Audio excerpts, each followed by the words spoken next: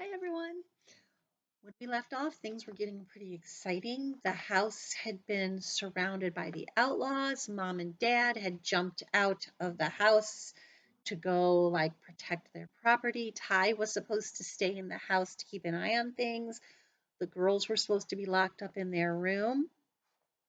Let's see. As the girls backed down the hall, I heard a splash in the wet room. I crept down the stairs, shock prod up. It was dark in the wet room, despite the emergency light strips in the floor. Still, I could see that an oval shadow floated in the moon pool. I sent out several clicks, hoping I was wrong. But no, my sonar confirmed what I'd already guessed. Next to the Reaper bobbed the Slicky, hatch open. Instantly, I knew how Shade had found me.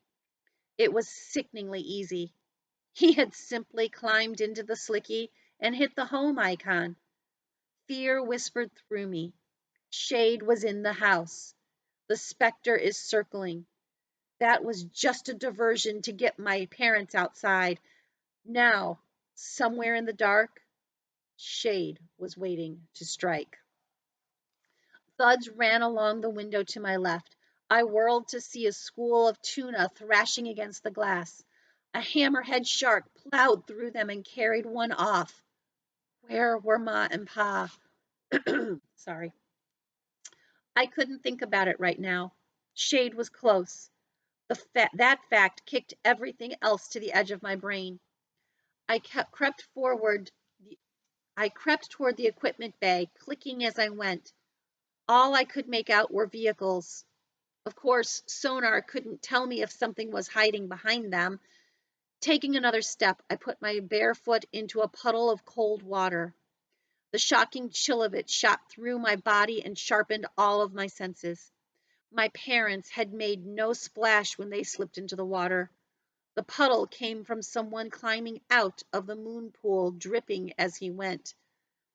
I should be scared, knowing that Shade had come to kill me, but it was anger that surged through me, hot and sharp.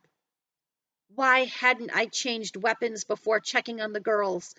To use the prod, I had to touch the tip to my target, and I had no intention of getting within arm's reach of Shade.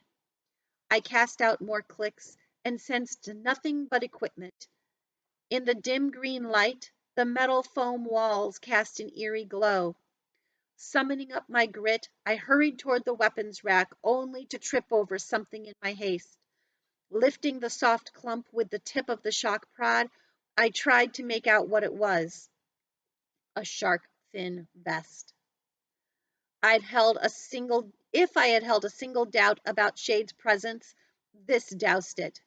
I shook off the vest like it was the shed skin of a reptile. I holstered the prod and ran for the weapons rack. There, my fingers skipped over the standard sized spear gun and instead curled around the cold steel of the biggest harpoon gun Pa owned. With two hands, I hefted it from the rack. It was a man sized gun, heavy and long. Pa kept it for the rare occasion a shark burst through our bubble net. I didn't like the idea of shooting a human with it, but I had no choice. A small harpoon might not stop Shade unless it hit him dead through the heart. Edging into the center of the room, I sent my clicks out again. I listened for their echoes and saw the wet room in my mind as clear as if every light in the house was on. And there was the intruder, emerging from behind a sub, pressed close to the wall. He was invisible to my eye, but in my mind, the shadow across the room was a three-dimensional outline of a man so big and tall it could only be Shade. My sonar was so sharp I could even tell from the echoes bouncing off him that his chest was bare. The outlaw's flesh had a sharper echo than the fabric of his pants. Shade flicked on a small flashlight, aiming it at the floor and then the walls to get a quick read on the room. My heartbeat slowed as I realized I had the advantage. Shade couldn't see in the dark. So long as I stayed out of the flashlight's beam and away from the emergency lights, he wouldn't spot me. I lifted the end of the harpoon gun, bracing the butt against my shoulder.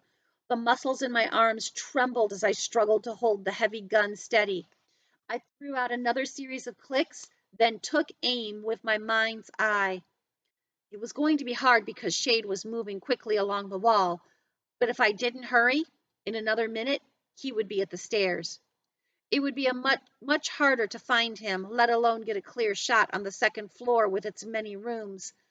I inhaled, clicked once more, found my target, and pulled the trigger. The gun's kick sent me flying backward as the harpoon launched. The instant I landed on the floor, there was a crack of steel puncturing acrylic, accompanied by a strangled cry. The harpoon had hit its mark. Had I killed him? Thought made me shudder. Scrambling up, I saw Shade's flashlight roll across the floor. Clicking, I gagged over the picture forming in my mind. Shade thrown against the wall, pinned there. The harpoon jutted from his left arm just below the shoulder. His breath came out in pants as his struggling stilled. My sonar couldn't tell me why Shade had stopped moving. Was he passed out? Or just faking it to lure me closer? Whirling, I ran for the other side of the wet room, slipping in the puddle of seawater along the way.